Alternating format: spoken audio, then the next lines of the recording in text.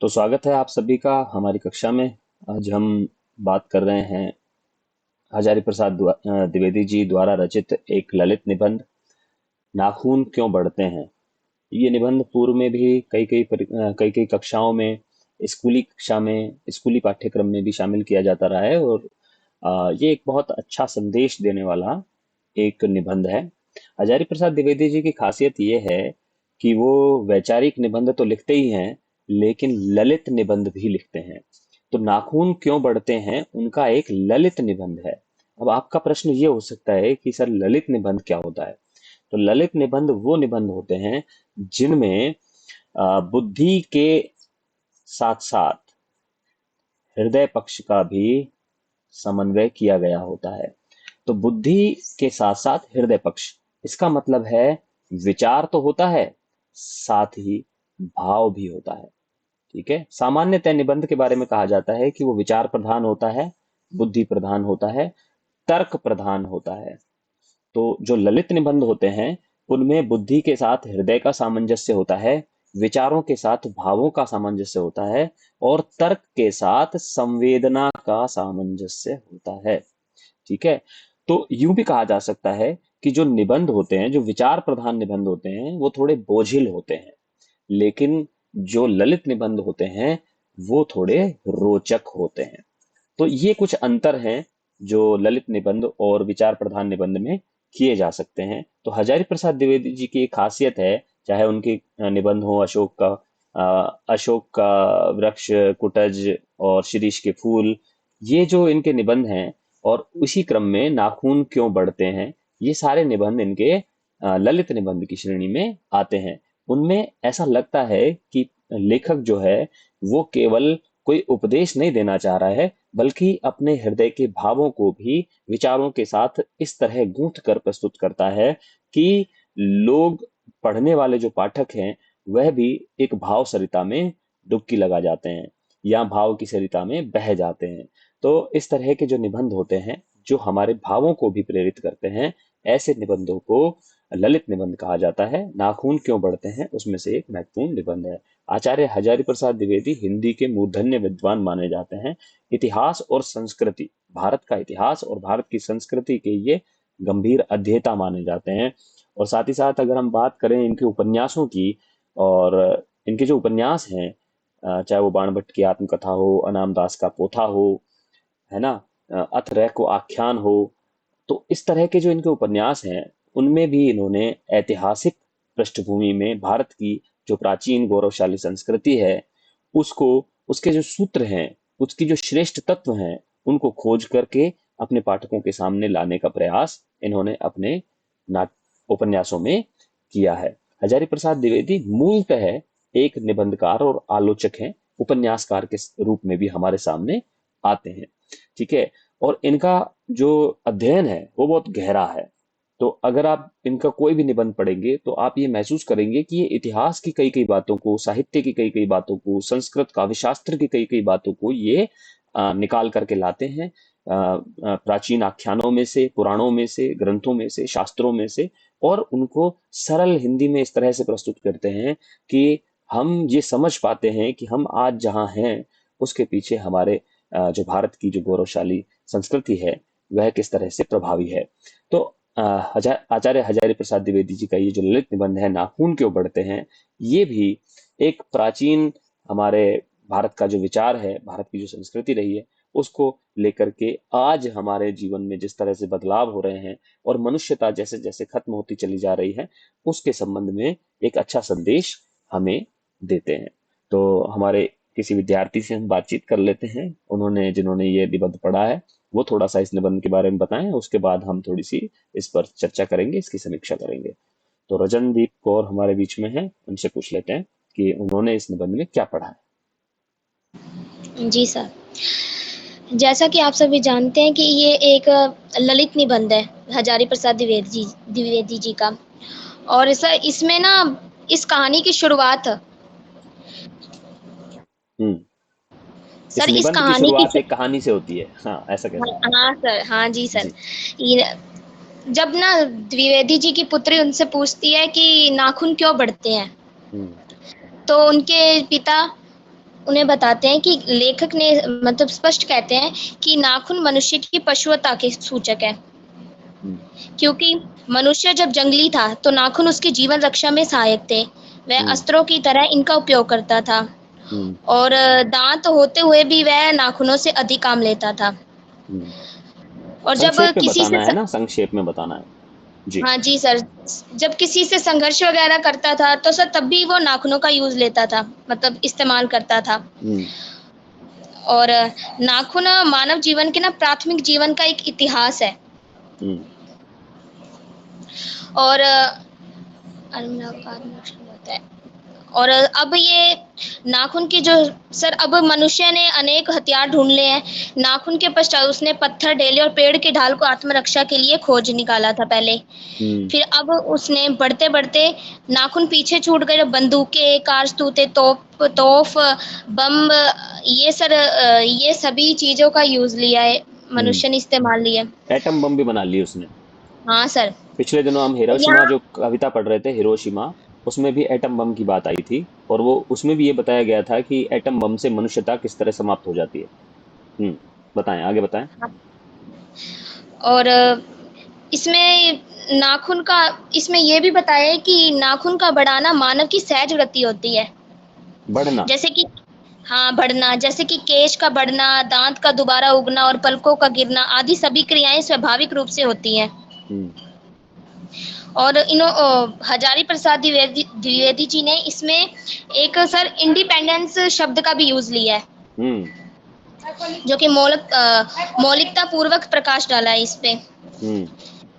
और जैसे कि इंडिपेंडेंस का मतलब तो हमें पता है, जैसे कि स्वतंत्रता। हम्म।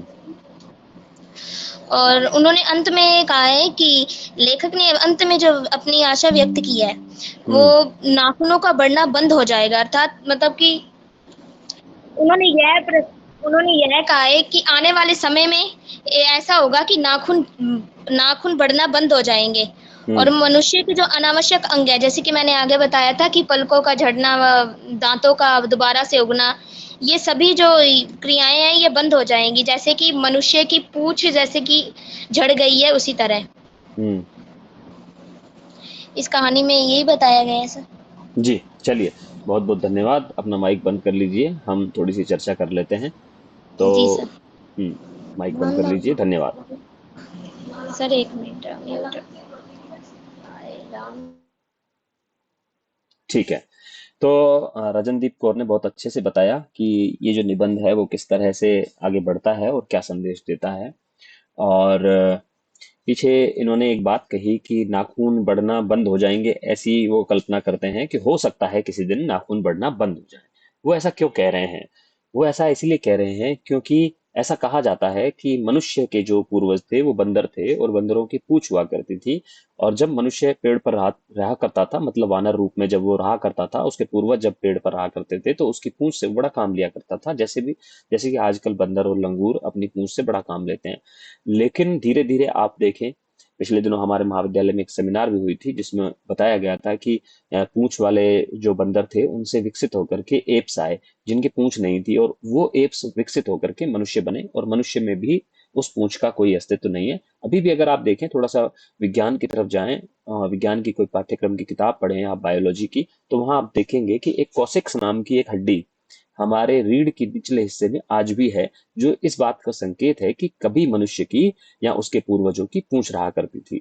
तो डार्विन का जो विकासवादी सिद्धांत था, उसमें कहा गया था कि मनुष्य को जिस अंग की आवश्यकता नहीं पड़ती है, या जिस प्राणी को भी, किसी भी प्राणी को जिस अंग की आवश्यकता पड़ती है, वह अधिक विकसित हो जाता है, और जिसकी आवश्यकता नहीं होती है वह धीरे धीरे लुप्त होता चला जाता है। जैसा अगर हम बात करें जिराफ की गर्दन की, तो जिराफ को छोटी जगह पर पत्तियां खाना पड़ता था, फिर वो धीरे धीरे जैसे पत्तियां नीचे की खत्म हो गई, वो ऊंचे पेड़ों के लिए उसको उचकना पड़ता था, गर्दन को थोड़ा सा खींचना पड़ता था, तो उसकी गर्दन लंबी हो गई। उसी तरह से मनुष्य को भी पूंछ की आवश्यकता नहीं पड़ी, तो धीरे धीरे वह लुप्त हो गई। तो यहाँ वो एक कल्पना कर रहे हैं कि कितना अच्छा हो कि नाखून भी धीरे धीरे बढ़ना बंद हो जाए। क्यों बढ़ना बंद हो जाए? क्योंकि अब मनुष्य नाखून काट रहा है, निरंतर काट रहा है, और नाखूनों की उसको आवश्यकता नहीं पड़ रही है। और आवश्यकता क्यों नहीं पड़ रही है? पहले मनुष्य को अनेक काम करने के लिए, शिकार करने के लिए, संघर्ष करने के लिए नाखूनों की आवश्यकता पड़ती थी। लेकिन धीरे धीरे चूंकि मनुष्य ने बाहरी जो उपकरण हैं उनको खोज लिया। कभी उसने पत्थर का काम लिया, फिर उसने भाले का काम लिया, फिर उसने बंदूक बनाई, अब वो तोप और एटम बम बना रहा है। तो अब नाखूनों की आवश्यकता नहीं है। तो धीरे धीरे वो कल्पना करता है कि हो सकता है कि नाखून बढ़ना बंद हो जाए। लेकिन आज जो ये नाखून बढ़ रहे हैं, वो ये बताना चाह रहे हैं। जब उसकी बेटी उससे प्रश्न पूछती है कि नाखून क्यों बढ़ते हैं, तो लेखक कहता है कि लेखक विचार करता है कि नाखून बढ़ना एक स्वाभाविक शारीरिक प्रक्रिया है। हर व्यक्ति के नाखून बढ़ते हैं। हालांकि ये अलग बात है कि वो कामसूत्र, वात्स्यायन के कामसूत्र की वहां चर्चा करते हैं और कहते हैं कि किसी जमाने में हिंदुस्तान में, भारत की संस्कृति में नाखूनों को सुंदर बनाने का भी एक उपक्रम किया जाता था। आज भी आप देखें, महिलाएं बहुत अपने नाखूनों की केयर करती हैं, उनका ध्यान रखती हैं, उनकी देखभाल करती हैं। मैनिक्योर, पेडिक्योर नाम की चीजें भी आ गई हैं जिससे, और नाखूनों पे जो आजकल तो बड़ा ड्राइंग पेंटिंग का भी सिस्टम चल गया है। तो नाखूनों को सौंदर्य का प्रतीक तो माना जाता है, लेकिन नाखून बढ़ते हैं। और इसका जो प्रारंभिक उपयोग हुआ करता था नाखूनों का, वो दूसरों से संघर्ष करना होता था, दूसरों से अपनी रक्षा करना होता था। धीरे धीरे मनुष्य ने अपनी रक्षा के लिए नाखूनों का प्रयोग करना बंद कर दिया और अपनी रक्षा के लिए कुछ उसने साधन बनाए। ठीक है। लेकिन जब तक उसने अपनी रक्षा के लिए साधन बनाए तब तक तो बात थी ठीक। लेकिन जब उसने इन साधनों के माध्यम से हिंसा करना शुरू किया, दूसरों को नुकसान पहुंचाना शुरू किया, दूसरे मनुष्यों को, दूसरे प्राणियों को हानि पहुंचाना शुरू किया, तो यहां से वो कहना चाहते हैं कि तब से मनुष्य के ये जो नाखून हैं, ये उसके पशुता के प्रतीक बन गए हैं। या ये जो साधन है जो वो आज बना रहा है दूसरों को खत्म करने के, विज्ञान एक अभिशाप, एक वरदान, हम बहुत बार पढ़ते आए हैं। विज्ञान हम अच्छे के लिए भी प्रयोग कर सकते हैं, बुरे के लिए भी प्रयोग कर सकते हैं। तो हमारे जो ये उपकरण हैं, हमारी जो बंदूकें हैं, हमारे अस्त्र शस्त्र हैं, हमारी जो एटम बम है, ये वास्तव में मनुष्य के पशुता के प्रतीक हैं। उसी तरह जिस तरह मनुष्य के जो नाखून थे, वो शुरुआत में तो उसके आत्मरक्षा के हथियार थे, लेकिन बाद में धीरे धीरे जैसे वो संघर्ष करता चला गया, तो ये जो नाखून है ये उसके पशुता के प्रतीक बन गए हैं। नाखून बढ़ना पशुता का प्रतीक है। और मनुष्य बार बार नाखून को काटता क्यों है? क्योंकि वह नाखून को काट करके अपनी उस पशुता को पीछे छोड़ना चाहता है। ठीक है। तो वो मनुष्यता की निशानी है। मतलब यहाँ एक प्रतीकों में बात की गई है कि नाखून बढ़ते हैं तो ये मनुष्य के अंदर की जो पशुता है उसको व्यक्त करते हैं। लेकिन मनुष्य बार बार अपने नाखूनों को काटता है तो ये उसकी मनुष्यता की निशानी है। अब लेखक को यहाँ चिंता होती है कि मनुष्य अपने नाखून तो काट लेता है अपनी पशुता से पीछा छुड़ाने के लिए, लेकिन वो निरंतर परमाणु बमों की और अस्त्रों की, हथियारों की बड़ी बड़ी खेप जो है वो तैयार करता चला जा रहा है। यहाँ उसे ध्यान नहीं आ रहा है कि उसे इन शस्त्रों को भी नष्ट करना चाहिए। अब इनकी कोई आवश्यकता नहीं है। अब समय है प्रेम से रहने का, सद्भाव से रहने का, एक दूसरे से मिल करके रहने का, एक दूसरे को साथ लेकर चलने का। अब मनुष्य ये सारी चीजों से पीछे हट गया है और धीरे धीरे अपने शस्त्रों को, हथियारों को बढ़ाता चला जा रहा है।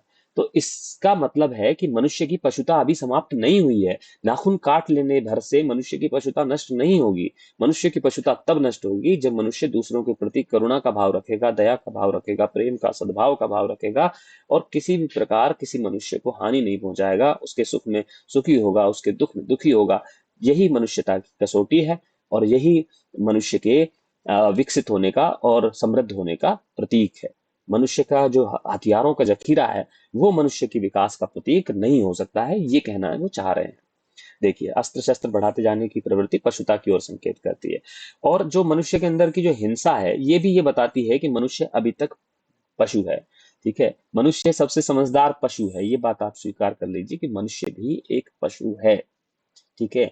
मनुष्य कोई पशु से अलग कोई प्राणी नहीं है, बस मनुष्य में मनुष्यता ही उसे अन्य पशुओं से अलग करती है। अन्य पशु आप देखें उनमें विचार होता है, उनमें बहुत सारे जो पशु हैं वो अपने इस दृष्टि से छोटा मोटा विचार करते हैं। डॉल्फिन और अगर कुछ एक पशुओं की बात की जाए तो बड़े बुद्धिमान भी होते हैं, लेकिन वो उस तरह से पूरे संसार के प्रति अपने उत्तरदायित्व के निर्वाह के बारे में नहीं सोचते। लेकिन मनुष्य में वो काबिलियत है, वो क्षमता है कि वह पूरी सृष्टि के कल्याण का भाव अपने मन में रख सकता है। और यही है कि मनुष्य जो है वो श्रेष्ठ प्राणी है इस जगत का। लेकिन जो हिंसा है उसके अंदर की जो क्रूरता है, दूसरों को दुख और कष्ट पहुंचाने की क्षमता है, ये उसकी पशुता की ओर संकेत करती है कि मनुष्य अभी भी अपनी पशुता से पूरी तरह से मुक्त नहीं हो पाया। अब वो कहता है कि मनुष्य कैसे पशुता से विजय प्राप्त करेगा? वो करेगा स्वयं पर संयम रख के और आत्म अनुशासन रख कर। करके, अपने ऊपर नियंत्रण रख करके, स्व का बंधन, अपने आप पर बंधन लगाकर ही मनुष्य पशुता पर विजय प्राप्त कर सकता है। आपने अगर संविधान, हिंदुस्तान के संविधान के बारे में पढ़ा है और अगर आप पॉलिटिकल साइंस की क्लास में बैठे हैं तो आपसे आपके शिक्षक ने ये जरूर कहा होगा कि जब वो मूल अधिकारों को पढ़ाते हैं तो ये हर शिक्षक अपने विद्यार्थियों से कहता है कि आपके अधिकार वहां तक हैं जहां तक दूसरे के अधिकार बाधित नहीं होते, या जब तक आप दूसरे के अधिकारों में दखलंदाजी नहीं करते।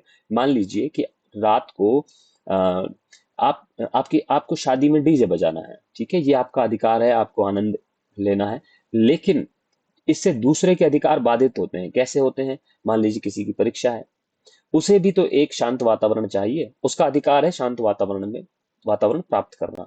तो यहाँ सुप्रीम कोर्ट ने कहा कि 10 बजे तक डीजे चलाइए, और 10 बजे तक डीजे चलाने के बाद भी आप उसको, जो निर्धारित डेसिबल वॉइस है, साउंड है, उससे ज्यादा आप नहीं चला सकते। ये आपके अधिकारों को नियंत्रित किया गया है। तो जब तक कानून नियंत्रित कर रहा है तब तक हमारी पशुता समाप्त हो गई, ऐसा नहीं है। जब तक हम खुद पर नियंत्रण न रखें तब हम समझेंगे कि हमारे अंदर मनुष्यता आ रही है और पशुता समाप्त हो रही है। आगे चलते हैं। संयम और अनुशासन का पालन करते हुए दूसरों के सुख दुख के प्रति संवेदनशील होना ही मनुष्यता का परिचय है, कि ये बात हो गई है। अभी जो रजनदीप है उसने बताया कि एक शब्द आया है इंडिपेंडेंस, उसके बारे में बातचीत हुई है। इंडिपेंडेंस का मतलब होता है इन डिपेंडेंस, डिपेंडेंस का मतलब होता है अधीन होना, और इंडिपेंडेंस का मतलब होता है किसी के अधीन न होना। तो होना तो ये चाहिए था कि हम जब कहते हैं इंडिपेंडेंस डे है, 15 अगस्त को इंडिपेंडेंस डे है, तो हम अनअधीनता दिवस मनाया जाना चाहिए था। अनअधीन, हम किसी के अधीन नहीं है। लेकिन हमारी संस्कृति में ये शब्द मान्य नहीं है। हमारी संस्कृति में हम इंडिपेंडेंस के लिए स्वाधीन शब्द का प्रयोग करते हैं, कि अधीन तो है, ऐसा नहीं है कि अनअधीन है। अनअधीन होगा तो इसका मतलब है किसी का ही मर्डर कर देगा, किसी के घर में चोरी करने घुस जाएगा। अनअधीन का मतलब है किसी का नियंत्रण नहीं है, ठीक है। तो इंडिपेंडेंस का मतलब है किसी का नियंत्रण नहीं है। ये शब्द हमारी संस्कृति में इस तरह से इसको स्वीकार नहीं किया गया है, क्योंकि अनअधीन का मतलब है किसी के साथ भी कोई भी दुर्व्यवहार कर देना, अपने अधिकारों को उच्छृंखल हो जाना, किसी का कोई नियंत्रण न होना। इसीलिए हमारे यहाँ एक शब्द है स्वाधीन, स्वाधीनता दिवस मनाते हैं, स्वतंत्र दिवस मनाते हैं। तो स्व शब्द का प्रयोग हुआ है, यानी कि अपने अधीन होना, अपने तंत्र में रहना, ठीक है। किसी के तंत्र में न रहना नहीं, अपने तंत्र में रहना, यानी कि अपने ऊपर नियंत्रण करते हुए किसी के अधीन न होना। अपने ऊपर नियंत्रण करे व्यक्ति, अपने अधीन रहे, अपने अनुशासन में रहे, और किसी के नियंत्रण में न रहे। तो ये स्वाधीन शब्द की एक बहुत अच्छी व्याख्या यहाँ पर की गई है, और कहा गया है कि मनुष्य को स्वयं के बंधन में अवश्य ही रहना चाहिए। और देखिए, जब वो मनुष्य के विकास की बात कर रहे हैं तो उन्होंने एक बदरिया और उसके छाती से चिपटे हुए बच्चे की बात की है। वो ये कह रहे हैं कि हमें ऐसा नहीं है कि हमारे पास कोई पुरानी परंपरा है तो हम उससे चिपटे ही रहें।